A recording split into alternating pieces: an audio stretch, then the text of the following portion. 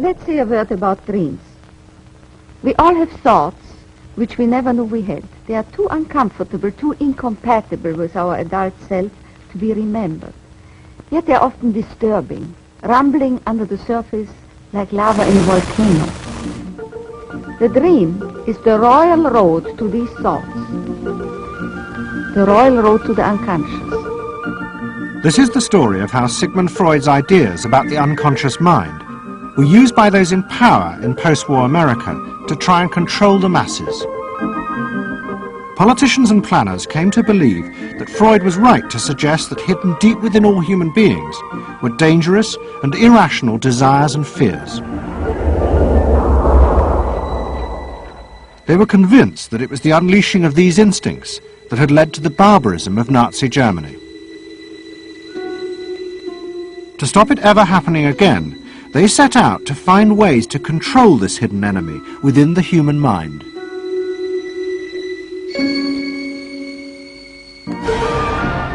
At the heart of the story are Sigmund Freud's daughter Anna and his nephew Edward Bernays, who had invented the profession of public relations. Their ideas were used by the US government, big business and the CIA to develop techniques to manage and control the minds of the American people.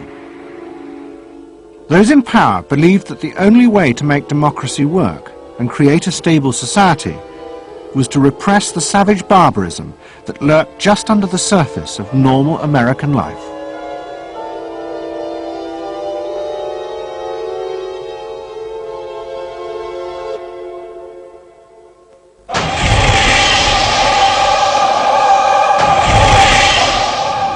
The story begins in the middle of the fierce fighting of the Second World War. As the fighting intensified, the American army was faced by an extraordinary number of mental breakdowns among its troops. 49% of all soldiers evacuated from combat were sent back because they suffered from mental problems.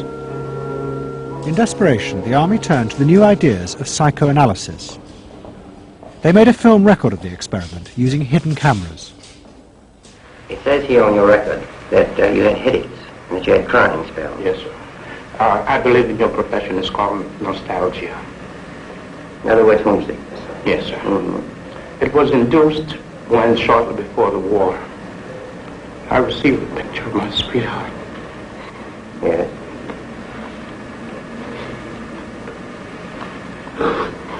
Mm-hmm.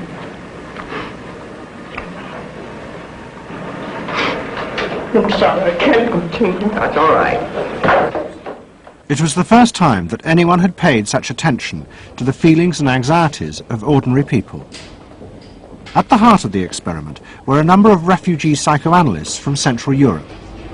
They worked with American psychiatrists to guide and shape the project. When I first came to America, I worked in the psychiatric service with soldiers trying to rehabilitate them. And I traveled in the train from the East Coast to the West Coast. I was enormously curious what goes on in all of those little towns that the train is passing. After my years in the army, I knew exactly what everybody was doing in the little towns. Because I saw so many people who came from there. And I understood their aspirations, their disappointments, and so forth. So it was as if somebody invited me to a privileged tour into the inner soul of America. I'm not doing this deliberately, so please believe me. I do believe you. A display of emotion is sometimes very helpful. I hope so, sir. Sure, it gets it off your chest. Well, sir, to be perfectly honest with you, I'm very much in love with my sweetheart. She has been the one person that gave me a sense of importance, and that through her cooperation with me, we were able to surmount so many obstacles. Take it easy now, just talk to... The psychoanalysts used techniques developed by Freud to take the men back into their past. They became convinced that the breakdowns were not the direct result of fighting. The stress of combat had merely triggered old childhood memories. These were memories of the men's own violent feelings and desires, which they had repressed because they were too frightening. Think deeply. Let's go back. When was it? To the psychoanalysts, it was overwhelming proof of Freud's theory that underneath human beings were driven by primitive, irrational forces. You want that? World War II was a major shattering experience because I discovered the enormous role of the irrational in the lives of most people. Yeah, that I can say, that I learned that the ratio between the irrational and the rational in America is very much in favor of the irrational. That there is much greater unhappiness, much more suffering, much more. A sadder country than one would imagine it from the advertisements that you get. A much more problematic country. Victory in the Second World War was celebrated as a triumph of democracy. But in private, many policymakers were worried about the implications of the analysis of the soldiers. It seemed to show that underneath every American were irrational, violent drives. What had happened in Germany seemed to bear this out. The complicity of so many ordinary Germans in mass killings during the war showed just how easily these forces could break through and overwhelm democracy.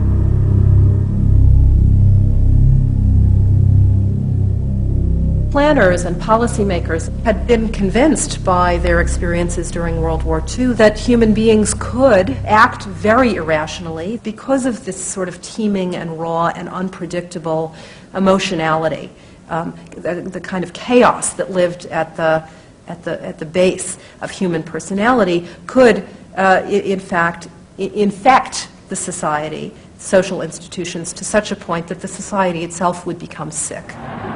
That's what they believe happened in Germany, in which the irrational, the anti-democratic, went wild. It was a vision of human nature as incredibly destructive, and they were terrified that Americans would in fact behave that way, or were capable of behaving that way, and they wanted to avoid a rerun of that.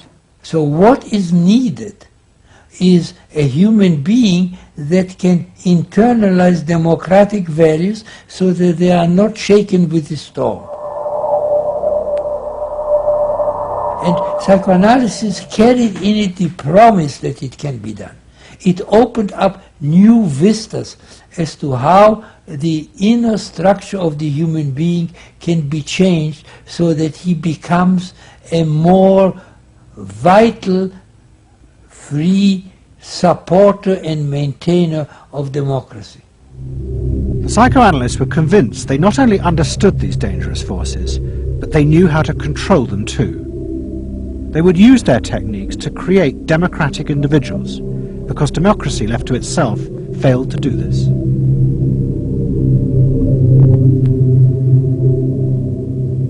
The source of this idea was not only Sigmund Freud, but his youngest daughter, Anna. She had fled with her father to London before the outbreak of war, and after he died, Anna Freud became the acknowledged leader of the world psychoanalytic movement. She saw her job as to fulfill her father's dream of making his ideas accepted throughout the world. At the center of the Freud movement stood Tante Anna, because she managed to work herself into that position. She was recognized as that, and not just because she was a daughter. She worked on that. She was rather forbidding. She was not, to me, a warm person, not an aunt you could kiss or put your arms around. Not at all. And her whole life rotated around the spreading of psychoanalysis. Freud himself had seen the role of psychoanalysis as allowing people to understand their unconscious drives. But Anna Freud believed it was possible to teach individuals how to control these inner forces. She had come to believe this through analysing children, above all the children of her close friend, Dorothy Burlingham. Dorothy Burlingham was an American millionairess who in the 1920s fled a failed marriage and brought her children to Anna Freud in Vienna. They were suffering terrible anxieties and aggression, but Anna Freud was convinced she could free them from this by changing the world around them. She thought that she could come in and into their environment, essentially, because they were children, you see. They didn't have independent lives of their own. She could go talk to the parents or the mother. She could go to the schools. She could influence their real world, the actual external world, to change their lives and to help them. And to change them as people? I think that was part of what her idea was, is that she felt that she could change them. From her analysis of the Burlingham children, Anna Freud developed a theory of how to control the inner drives. It was simple. You taught the children to conform to the rules of society. But this was more than just moral guidance. Anna Freud believed that if children like the Burlinghams strictly followed the rules of accepted social conduct, then as they grew up, the conscious part of their mind, what was called the ego, would be greatly strengthened in its struggle to control the unconscious. But if children did not conform, their ego would be weak, and they would be prey to the dangerous forces of the unconscious. In my father's case, they were concerned that he would be a homosexual, and so a lot of their efforts went into preventing or trying to stop my father from becoming a homosexual. Whether or not he would have or did, or, it's unknown to me. Why did they want to stop him? Because they felt it was abnormal. It wasn't a normal way to develop. They wanted to have him develop along lines that society recognized to be normal, because if they didn't, then you're going to be under the control of forces that you don't understand, that you're not even aware of. The analysis seemed to be a great success, and in the 30s the Burlingham children had returned to America. They settled down to happy married lives in the suburbs. What they didn't realize was that their experience was about to become a template for a giant social experiment to control the inner mental life of the American population. In 1946, President Truman signed the National Mental Health Act. It had been born directly out of the wartime discoveries by psychoanalysts that millions of Americans who had been drafted suffered hidden anxieties and fears. The aim of the Act was to deal with this invisible threat to society. Shocked by the appalling percentage of the emotionally unstable revealed by the World War II draft figures, Congress in 1946 passed the National Mental Health Act, which recognized for the first time that mental illness was a national problem. Keenly aware of the tremendous problems ahead is Dr. Robert H. Felix, director of the vast new project. A primary objective of the National Mental Health Program is to increase our fund of scientific knowledge about mental health and about mental illness. We're not doing this. Why? Because there are all too few skilled mental health workers. Two of the principal architects of the Act were the Menninger brothers, Carl and Will. Will had run the wartime psychotherapy experiments, and now he and his brother began to train hundreds of new psychiatrists. The Menningers were convinced that it would be possible to apply Anna Freud's ideas on a wide scale, and to adults as well as children. The psychiatrist's job would be to teach ordinary Americans how to control their unconscious drives. Psychoanalysis could be used to make a better society. They said psychoanalytic thinking could make for the betterment of society, because you could change the way the mind functioned, and you could take the ways in which people did hurtful things to themselves and others and alter them by enlarging their understanding. And this was the vision psychoanalysis brought. That you could really change people. That you could really change people. And you could change them almost in limitless ways. In the late 40s, a vast project began in America to apply the ideas of psychoanalysis to the masses. Psychological guidance centres were set up in hundreds of towns. They were staffed by psychiatrists who believed it was their job to control the hidden forces inside the minds of millions of ordinary Americans. Yes, I need something done. I need some help. Did you have any particular teachers that you liked, any sort? I liked all my teachers except one, I remember. What was the trouble with this one? I don't know, she just scared me most of the time. Holler at me and I'd run outside and vomit. I hate my brother. Loathe him. Despise him. At the same time, thousands of counsellors were trained to apply psychoanalysis to marriage guidance. And social workers were sent out to visit people's homes and advise on the psychological structure of family life. Behind all this was the fundamental idea of Anna Freud's, that if people were encouraged to conform to the accepted patterns of family and social life, then their ego would be strengthened. They would be able to control the dangerous forces within them. When your emotions control your actions, it affects not only yourself, but the people around you. And if this sort of flare-up is repeated often, it might lead to a permanently warped personality. You can control the fire of your emotions so that your personality becomes more pleasant. So we expect that someone who's been through that experience to be much more insightful, much more understanding, and a much better regulated person. And what happens to the And regulation includes being able to let go, as it were, to enjoy a football game or a soccer game.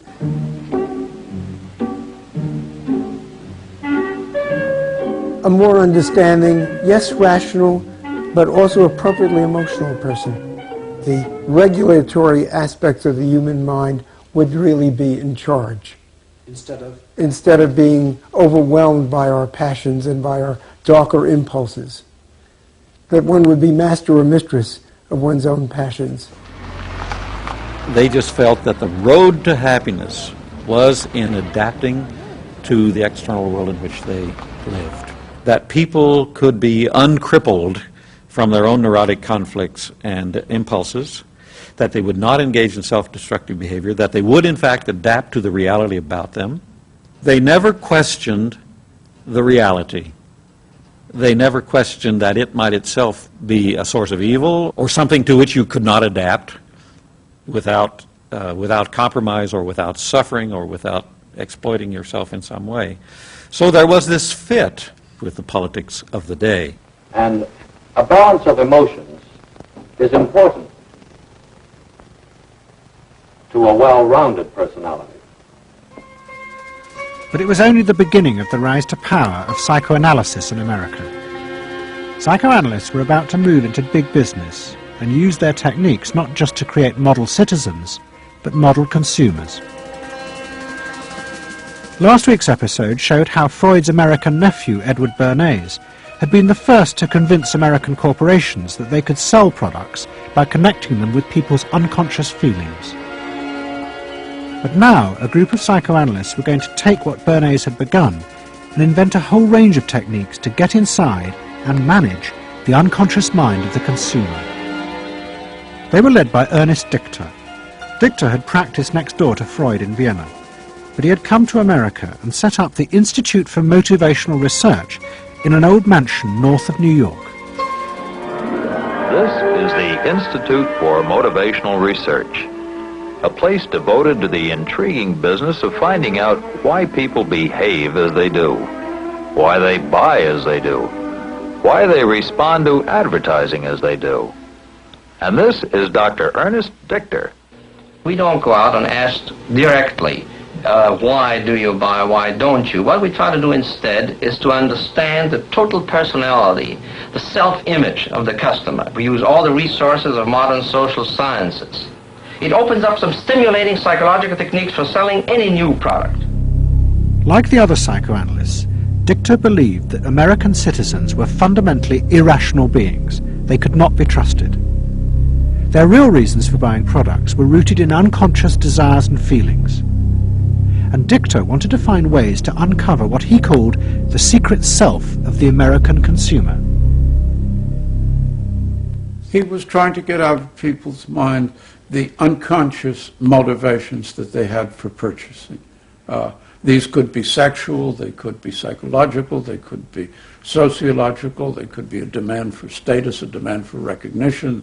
There were things that people couldn't verbalize or wouldn't verbalize because they were too secret to them. They were too much a part of their nature, and they would be embarrassed. They would be embarrassed if they came out and said things like this. He would interview people, but not ask them direct questions, but let them talk freely like you do in psychoanalysis.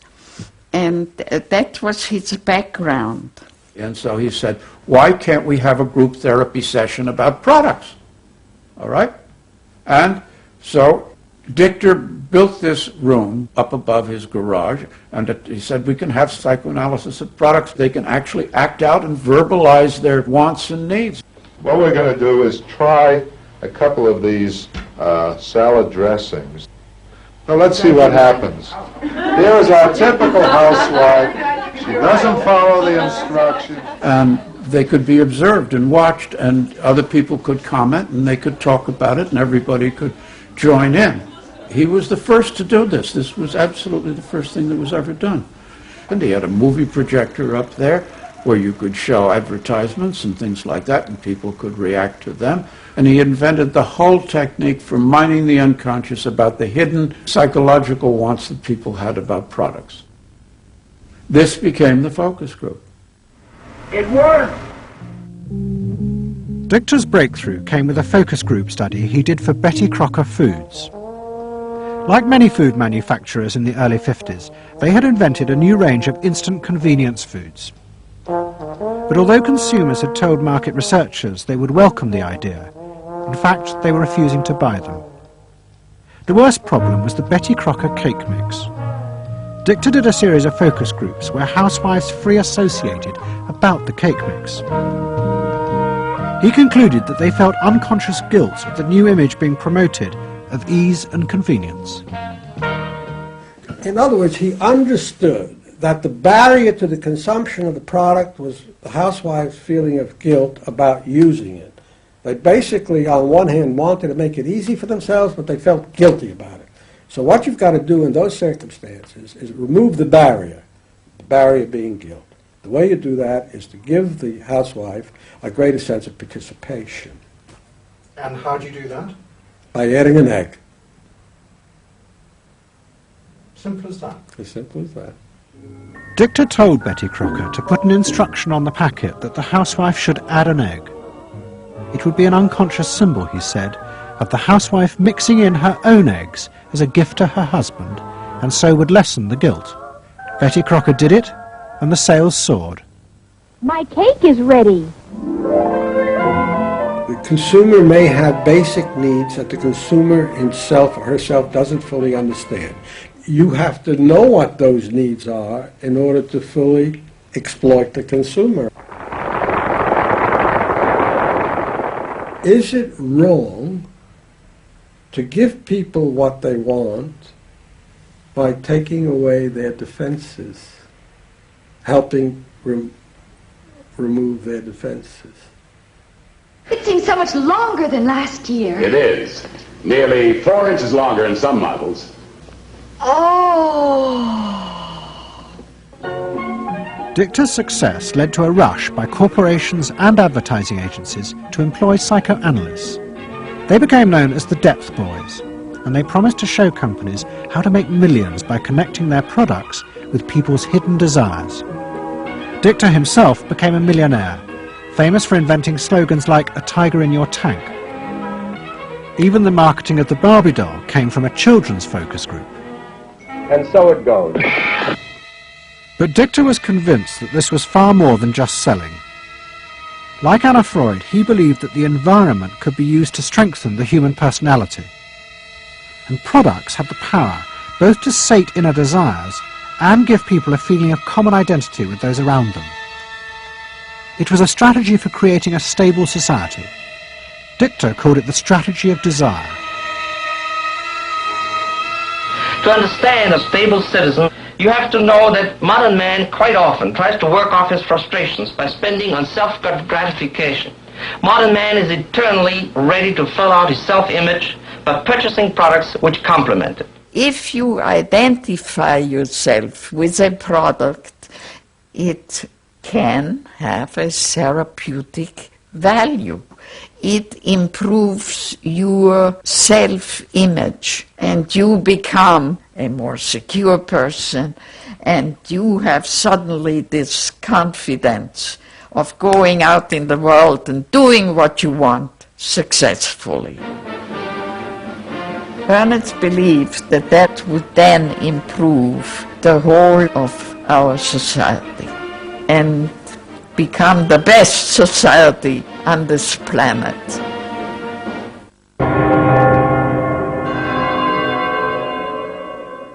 By the early 50s, the ideas of psychoanalysis had penetrated deep into American life.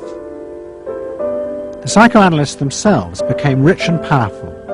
Many had consulting rooms overlooking Central Park in New York. Politicians and famous writers like Arthur Miller and Tennessee Williams became their patients. They were seeking not just help, but to understand the hidden roots of human behavior. We were sought after. Washington was interested in what we think.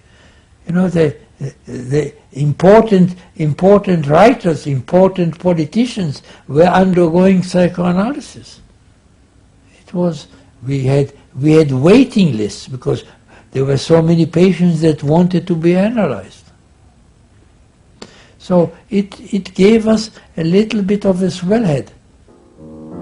And as the psychoanalysts' ideas took hold in America, a new elite began to emerge in politics, social planning, and in business. What linked this elite was the assumption that the masses were fundamentally irrational. To make a free market democracy like America work, one had to use psychological techniques to control mass irrationality.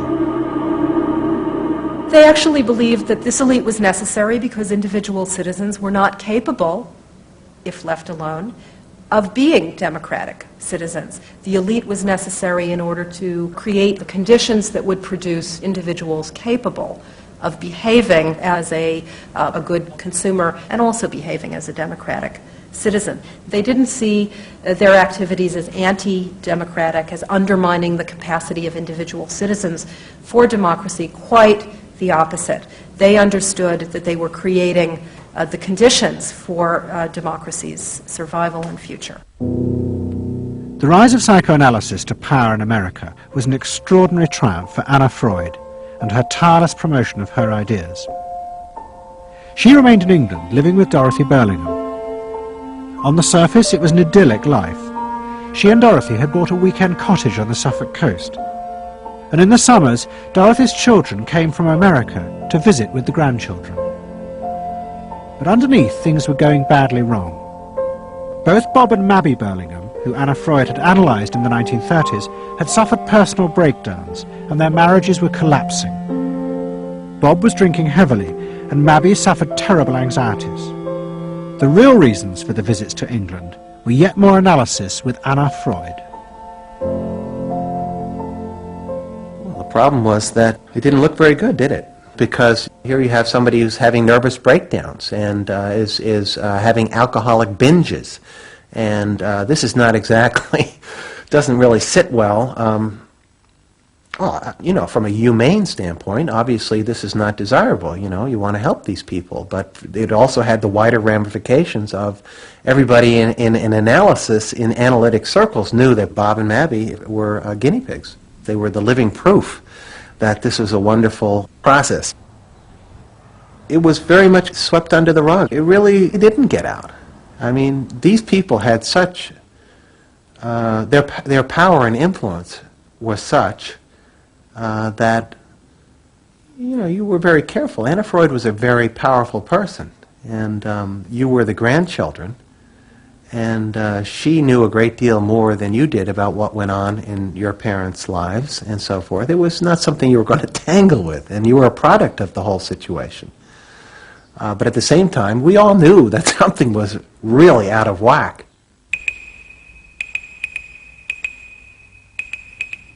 As she grew older, she became more and more important, didn't she? Politically and scientifically, but she didn't know when to stop. She was a bit too righteous. What she did was always the thing, and she would never, to my knowledge, acknowledge that she could make a mistake or be wrong. That is my feeling. But the power and influence of the Freud family in America was about to grow even more. Politicians were about to turn to Anna Freud's cousin, Edward Bernays, for help in a time of crisis. He was going to manipulate the inner feelings and fears of the masses to help America's politicians fight the Cold War. I don't mean to say, and no one can say to you, that there are no dangers. Of course there are risks if we are not vigilant. But we do not have to be hysterical. In 1953, the Soviet Union exploded its first hydrogen bomb, and the fear of nuclear war and communism gripped the United States. Those in power became concerned about how to reassure the population. Committees were set up and public information films made, appealing for calm in the face of new threats, like nuclear fallout. It's the fallacy of devoting 85% of one's worrying capacity to an agent that constitutes only about 15% of an atomic bomb's destroying potential. At this point, Edward Bernays was living in New York. In the 1920s, he had invented the profession of public relations and was now one of the most powerful PR men in America. He worked for most of the major corporations and advised politicians, including President Eisenhower. Like his uncle Sigmund, Bernays was convinced that human beings were driven by irrational forces. The only way to deal with the public was to connect with their unconscious desires and fears. Bernays argued that instead of trying to reduce people's fear of communism, one should actually encourage and manipulate the fear, but in such a way as it became a weapon in the Cold War. Rational argument was fruitless. What my father understood about groups is that they are manipulable, they're malleable, and that you can tap into their deepest desires or their deepest fears and use that to your own purposes. I don't think he felt that all those publics out there had reliable judgment, that they very easily might vote for the wrong man or want the wrong thing, so that they had to be guided from above. One of Bernays' main clients was the giant United Fruit Company. They owned vast banana plantations in Guatemala in Central America.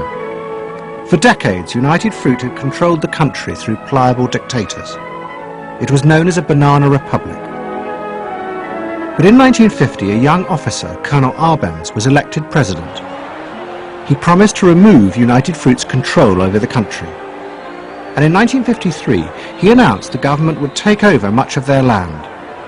It was a massively popular move, but a disaster for United Fruit, and they turned to Bernays to help get rid of Arbenz. United Fruit brings in Bernays, and he basically understood that what United Fruit Company had to do was change this from being a popularly elected government that was doing some things that were good for the people there into this being very close to the American shore, a threat to American democracy, that it being at a time in the Cold War when Americans responded to issues of the Red Scare and what communism might do, he was trying to transform this, and brilliantly did transform it into an issue of a communist threat very close to our shores, taking United Fruit again as a commercial client out of the picture and making it look like a question of American democracy, American values being threatened. In reality, Arbenz was a democratic socialist with no links to Moscow. But Bernays set out to turn him into a communist threat to America. He organized a trip to Guatemala for influential American journalists. Few of them knew anything about the country or its politics. Bernays arranged for them to be entertained and to meet selected Guatemalan politicians who told them that Arbenz was a communist controlled by Moscow. During the trip, there was also a violent anti-American demonstration in the capital. Many of those who worked for United Fruit were convinced it had been organized by Bernays himself. He also created a fake independent news agency in America called the Middle American Information Bureau. It bombarded the American media with press releases saying that Moscow was planning to use Guatemala as a beachhead to attack America. All of this had the desired effect.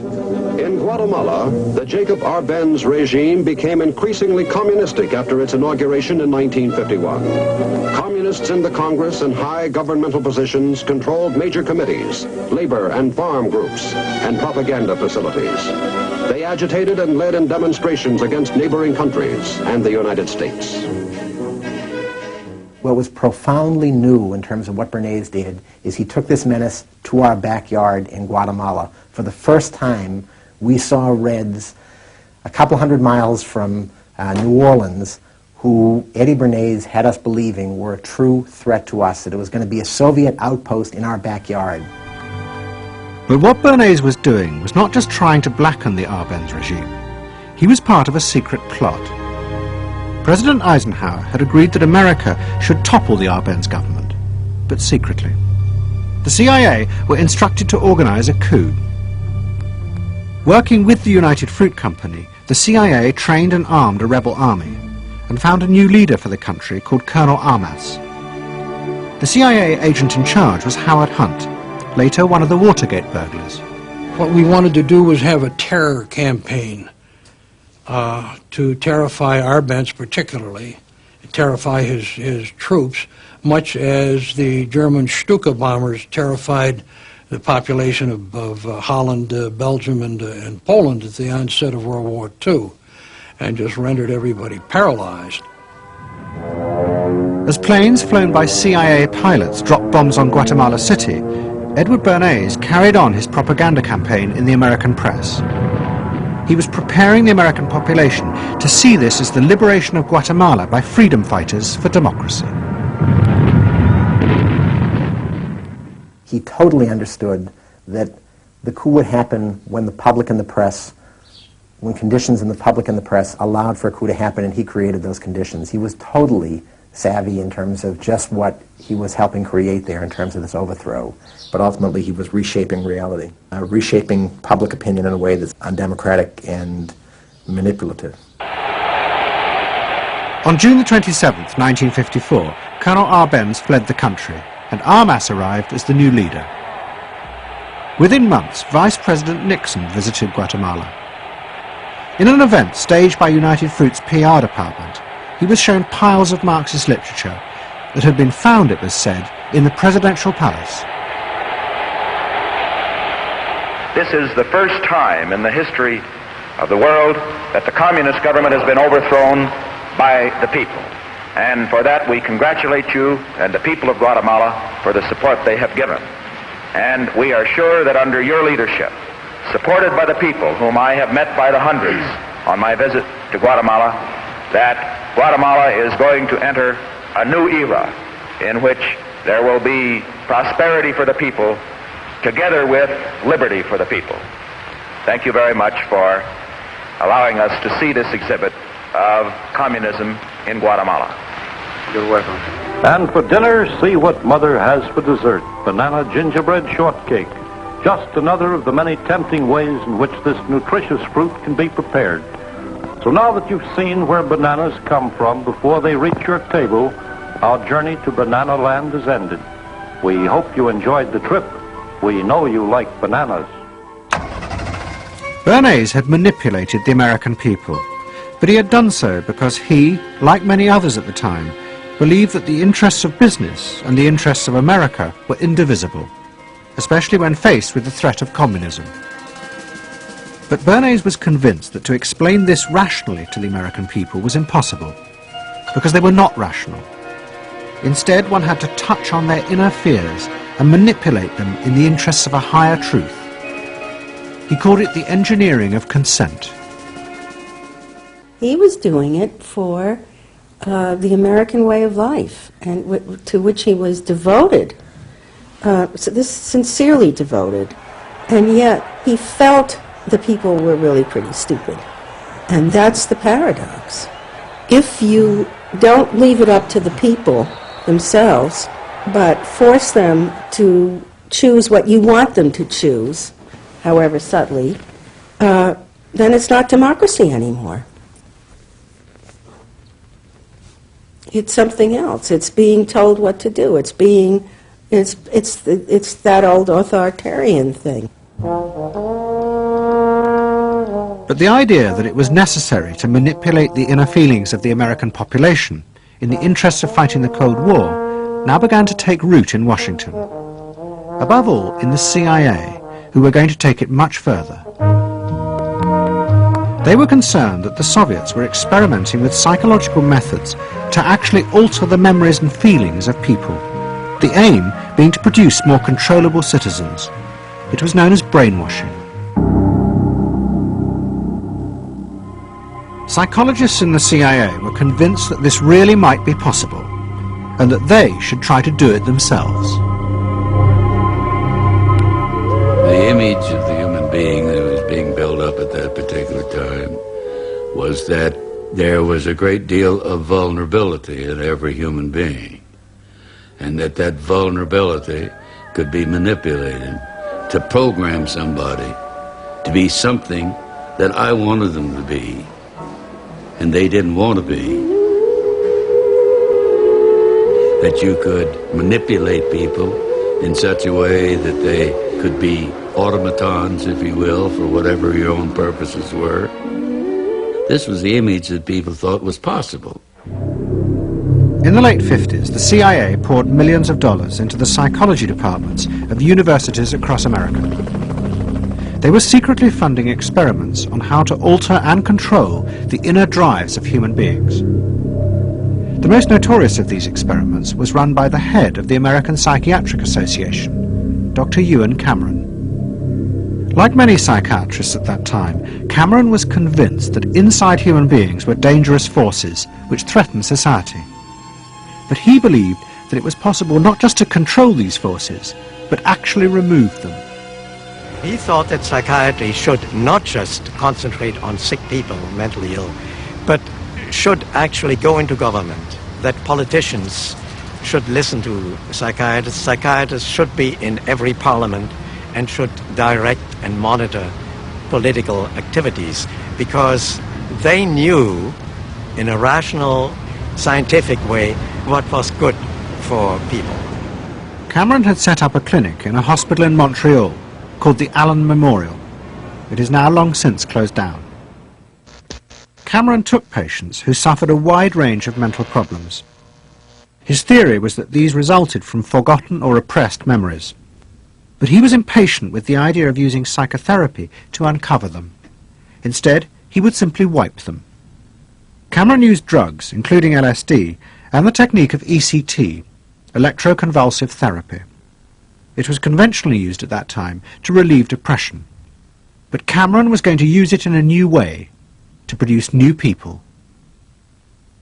He was really using it to try and change the fundamental function of the individual, to alter their past memories, their past ways of behaving, and as I think he said at one point, it is to just sort of erase everything from their past so that you then had a slate in which you could record new ways of behavior. And so he used massive doses of shock, people receiving several shocks a day, and over a course of time, hundreds of ECT treatments, so that they were just reduced to a sort of a very primitive vegetable state. I don't remember what happened to me. I was introduced to Dr. Cameron, and I don't remember Dr. Cameron at all. I don't remember any of that. They shipped me up to what they called the sleep room, and they gave me all of these electroconvulsive shock treatments and megadoses of drugs and LSD and all of that, and I have no memory of any of that. Nothing of that time of the Allen Memorial or any of my life previous to that. All gone. Wiped. And then, having depatterned somebody or brought them down to where basically nothing but the essential functions of the body were going on in terms of breathing and things of this nature. Then he would begin to feed material into these individuals, positive material, such that the brain would be programmed in a positive way, so that the individual would be completely altered. Then he put these tapes under our pillows called psychic driving. He would then put back into this empty brain a program of whatever sort he decided upon, and the people like myself would wake up another person, I guess. In fact, Cameron's experiments were a complete disaster. All he managed to produce were dozens of individuals with memory loss, and the ability to repeat the phrase, "I am at ease with myself." And it was not an isolated case. Almost all the experiments the CIA funded were equally unsuccessful. Despite their ambitions, American psychologists were beginning to find out how difficult it was to understand and control the inner workings of the human mind. We had been really chasing a phantom, if you will, an illusion, that the human mind was more capable of manipulation from the outside by outside factors than it is. We found out that the human being is an extremely complex thing. There were no simple solutions. But you've just got to bear in mind that these were very strange times. The psychoanalysts had come to power in America because of their theory that they knew how to control the dangerous forces inside human beings. But now the psychoanalysts were about to face a high-profile failure that would lead people to begin questioning the very basis of their ideas. It began in Hollywood. The film industry had become fascinated by psychoanalysis, and Anna Freud was a powerful influence on dozens of analysts in Los Angeles. They treated film stars, directors, and studio bosses. Anna Freud's closest friend was the most sought after of all, Ralph Greenson. And in 1960, the most famous star in the world turned to Greenson for help. Marilyn Monroe was suffering from despair and had become addicted to alcohol and drugs. Well, when I walked in to dinner, here was Marilyn Monroe. Now, I'd made a picture with her called All About Eve. This is dinner at Ralph Greenson's. Yes. And the only thing was that Ralph was trying to show her, Romy, I never called him Ralph in my life, Romy was trying to show her that the way a family life ought really to be. So we were walking the dog after us. I said, "What the hell are you doing here?" I said, "You never asked me to dinner." And he said, "You weren't that sick." And I said, "Oh, no." He said, "The point is just this child has no frame of reference. In other words, she doesn't know what the goal is." What Greenson did was follow Anna Freud's theory. If Marilyn Monroe could be taught to conform to what society considered a normal pattern of life, that would help her ego control her inner destructive urges. But Greenson pushed it to an extreme. He persuaded Monroe to move into a house nearby that was decorated like his own. He then took her into his own family life, and he, his wife, and his daughter played at being Monroe's own family. Greenson himself would become the model of conformity. And so this, someone whom she regarded as important and whom she idealized, if he turned out to be a very gratifying father figure, her ego would benefit from that. That was the theory. His wife and children, everyone was involved, you know. They were strengthening the person, they were strengthening the mind, they were strengthening the agent that controls inner life against adversity, against insufficiency, against too much frustration. So that Marilyn Monroe would no longer be a helpless person looking for love. She'd have enough love. But despite all his efforts, Greenson was unable to help Marilyn Monroe. On August the 5th, 1962, she committed suicide in her house. The suicide shocked many in the analytic community, including Anna Freud. And high-profile figures in American life, who had previously been enthusiasts for psychoanalysis, now began to question why psychoanalysis had become so powerful in America. Was it really because it benefited individuals? Or had it in fact become a form of constraint in the interests of social order? The critics included Monroe's ex-husband, Arthur Miller. My argument with so much psychoanalysis is the preconception that suffering is a mistake, or a sign of weakness, or a sign even of illness, when in fact, possibly the greatest truths we know have come out of people's suffering. That the problem is not to undo suffering or to wipe it off the face of the earth, but to make it inform our lives, instead of trying to cure ourselves of it constantly and avoid it. And avoid anything but that lobotomized sense of what they call happiness. There's too much of an attempt, it seems to me, to think in terms of controlling man rather than freeing him, of defining him rather than letting him go. Mm-hmm. And it's part of the whole ideology of this age, which is power mad.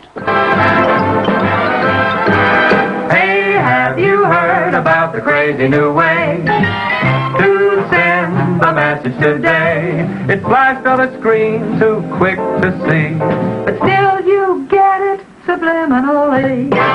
At the same time, an onslaught was launched on the way psychoanalysis was being used by business to control people. The first blow came with a bestseller, The Hidden Persuaders, written by Vance Packard.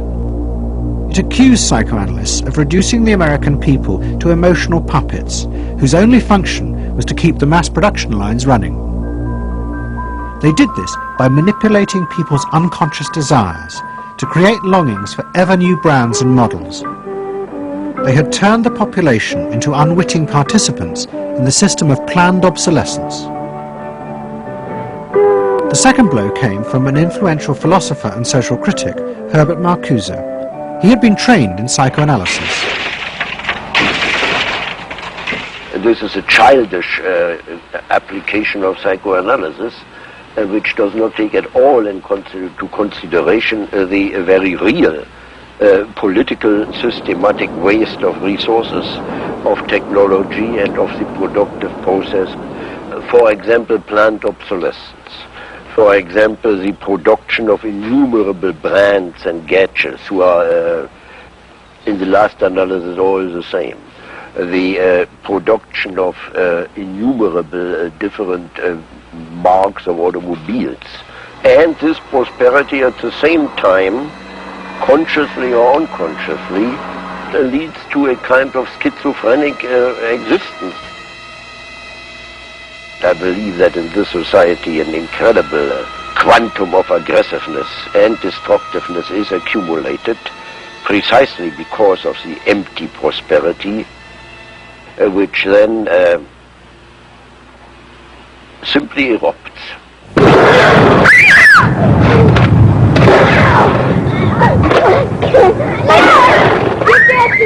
Marcuse's argument was not simply that psychoanalysis had been used for corrupt purposes. It was more fundamental. Marcuse said that the very idea that you needed to control people was wrong. Human beings did have inner emotional drives, but they were not inherently violent or evil. It was society that made these drives dangerous by repressing and distorting them. Anna Freud and her followers had increased that repression by trying to make people conform to society. In so doing, they made people more dangerous, not less. Marcuse challenged that social world, and he said that's a world that should not be adapted to. And in fact, what the individual was adapting to was corrupt and evil and corrupting. In other words, he switched the source of evil from inward conflict to the society itself. That the sickness of society lay at the society level, not at the sickness of human beings in it. And if people did not challenge that, then they were, in fact, submitting to evil. Modern psychology has a word that is probably used more than any other word in psychology. It is the word maladjusted. It is the ringing cry of modern child psychology, maladjusted. Now, of course, we all want to live the well-adjusted life in order to avoid neurotic and schizophrenic personalities. But as I move toward my conclusion, I would like to say to you today, in a very honest manner, that there are some things in our society and some things in our world for which I'm proud to be maladjusted. And I call upon all men of goodwill to be maladjusted to these things until the good society is realized. I must honestly say to you that I never intend to adjust myself to racial segregation and discrimination. I never intend to adjust myself to religious bigotry. I never intend to adjust myself to economic conditions that will take necessities from the many to give luxuries to the few and leave millions of God's children smothering in an airtight cage of poverty in the midst of an affluent society. The political influence of the Freudian psychoanalysts was over.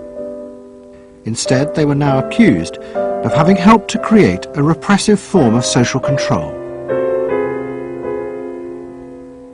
Anna Freud and Dorothy Burlingham lived on in Sigmund Freud's old house in London. In 1970, Dorothy's son Bob died of alcoholism. And in 1973, his sister Mabby returned for yet more analysis with Anna Freud.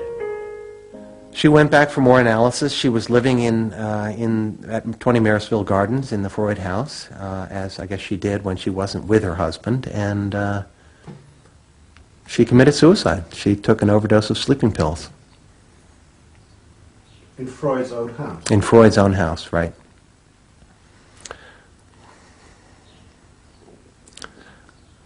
So, I mean, the obvious, there are a lot of implications that one can draw from that, and I just think she happened to reach the end of the rope there.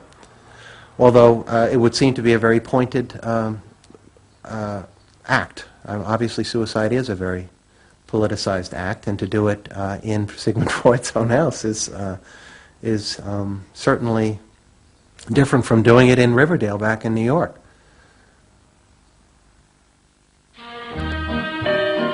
Next week's episode will tell the story of the rise to power of the enemies of the Freud family. They believed that the way to build a better society was to let the self free. But what they didn't realize was that this idea of liberation would provide business and politics with yet another way to control the self.